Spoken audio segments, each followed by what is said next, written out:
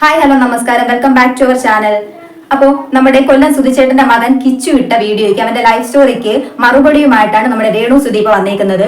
അതിൽ അവൻ വ്യക്തമായിട്ട് പറയുന്നുണ്ട്, എല്ലാവരും ഒറ്റപ്പെടുത്തിയത് കാരണം അവന്റെ മാനസികമായിട്ടുള്ള വിഷമങ്ങൾ കാരണം അവന് ഡ്രഗ്സിന് അടിമപ്പെട്ട ഒരു സമയം ഉണ്ടായിരുന്നു എന്ന്.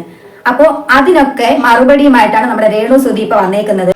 എന്റെ പൊന്നോ, ഇപ്പൊ പുതിയൊരു പരാതി രേണു സുധിയാണ്. സുധിയുടെ മകന്റെ കിച്ചുവിന്റെ ബാല്യകാല ട്രോമയ്ക്ക് കാരണം എന്നാണ്.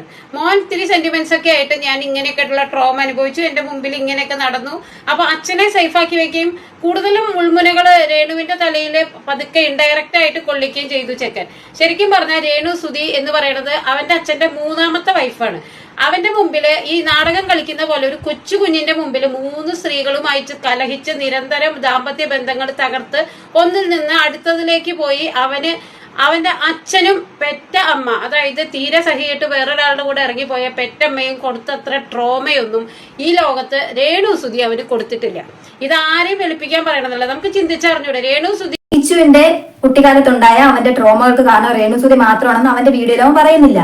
അവന്റെ 3 അമ്മമാരെ കുറിച്ച് അവൻ പറയുന്നുണ്ട്. 3 അമ്മമാരായാലും അല്ലാതെ കൂടെയുള്ളവരായാലും എല്ലാവരിൽ നിന്നും അവൻ ഒറ്റപ്പെടുക. എന്തോ എന്നെ ആർക്കും ഇഷ്ടമല്ലായിരുന്നു എന്നാണ് അവൻ പറഞ്ഞത്. അല്ലാതെ രേണുസുധി മാത്രം എന്നെ ഒറ്റപ്പെടുത്തി എന്ന് പറഞ്ഞില്ല. പക്ഷെ കൂട്ടത്തിൽ അവരും ഉണ്ടായിരുന്നു, മനസ്സിലായില്ലേ? അപ്പൊ അവന്റെ ട്രോമയ്ക്ക് രേണുസുധി മാത്രമല്ല കാരണം, മേബി എന്നല്ല, ഉറപ്പായിട്ടും അവന്റെ പെറ്റമ്മ ഇട്ടിട്ട് പോയതായിരിക്കും ഏറ്റവും വലിയൊരു പ്രശ്നം. അതാണ് പ്രശ്നം. പക്ഷെ പിന്നീട് വന്ന രേണു ആയാലും അവനെ ഒറ്റപ്പെടുത്തുകയാണ് ചെയ്തത്. അവരുടെ സ്വന്തം മകനായിരുന്നെങ്കിൽ അവനിങ്ങനെ ചെയ്യുമായിരുന്നോ? ഇല്ല. അപ്പോ അവൻ എന്തോ ഡ്രഗ്സിന് അടിമപ്പെട്ട വിട്ടിരിക്കുക, ഞാൻ അതുകൊണ്ട് പോയി മിണ്ടുന്നില്ല, എനിക്ക് പേടി, അങ്ങനെ ഇരിക്കുമോ? നമ്മളില്ല. അവൻ അങ്ങനെ ഒരു തെറ്റിലേക്ക് പോയത് തന്നെ എല്ലാവരും അവനെ ഒറ്റപ്പെടുത്തി, ആരോടും മിണ്ടാനും പറയാനും ഇല്ല. ആകെ ഒരു ഡിപ്രഷൻ സ്റ്റേജിൽ എത്തിയപ്പോഴായിരിക്കും അവൻ അങ്ങനെ പോയത്. അതിന് മുന്നേ തന്നെ അവനെ ഒന്ന് ചേർത്ത് പിടിച്ചിരുന്നെങ്കിൽ അങ്ങനെ ചെയ്യുമായിരുന്നു അവൻ? ഇല്ല. അപ്പൊ അതുകൊണ്ട് അങ്ങനെ പറയണ്ട. പിന്നെ കാശിന് വേണ്ടിയിട്ടാണ് അവൻ ഇങ്ങനെ ഒരു വീഡിയോ ചെയ്തതെങ്കിൽ അവൻ അത് എന്നേ ആവാമായിരുന്നു. സുധിച്ചേട്ടൻ മരിച്ച സമയത്ത് രേണു സുധി ഒരു ഫെയിമിലെത്തിയല്ലോ. സുധിച്ചേട്ടൻ എന്ന് പറഞ്ഞ ആ ഒരു പേരിൽ തന്നെ അവരൊരു ഫെയിമിലെത്തി. ആ ഒരു സമയത്ത് തന്നെ കിച്ചുവിനും വേണമെങ്കിൽ കുറെ വീഡിയോസ് ഒക്കെ ഇട്ട് വൈറലാവായിരുന്നു. അപ്പൊ ഇപ്പം പെട്ടെന്ന് അവനെന്തോ അവന്റെ ലൈഫ് സ്റ്റോറി ഒക്കെ പറയണം എന്ന് തോന്നി അവൻ പറഞ്ഞു. അതില് രേണുസുധി മാത്രം കുറ്റക്കാരി ക്രൂരയാണെന്നൊന്നും അവൻ പറഞ്ഞിട്ടില്ല. പിന്നെ എന്തിനിങ്ങനെ അവർ ഇത്രയും കിടന്ന് തിളക്കണം എന്ന് എനിക്ക് മനസ്സിലാവുന്നില്ല.